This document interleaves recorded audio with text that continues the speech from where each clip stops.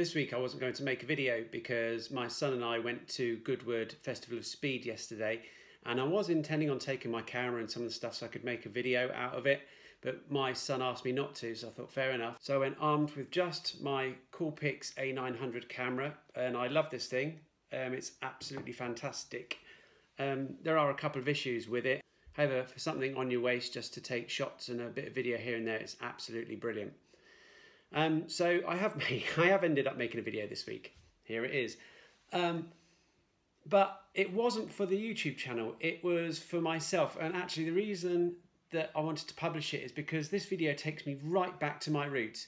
It takes me back to the very beginning when it was all about capturing the moments that happen here and there. And sometimes you don't know when they're going to crop up. And yesterday we ended up going for a helicopter experience ride, and I caught some of that on my camera. So I've made a little video out of it. I don't care what camera equipment you use or what editing equipment you use, it doesn't matter.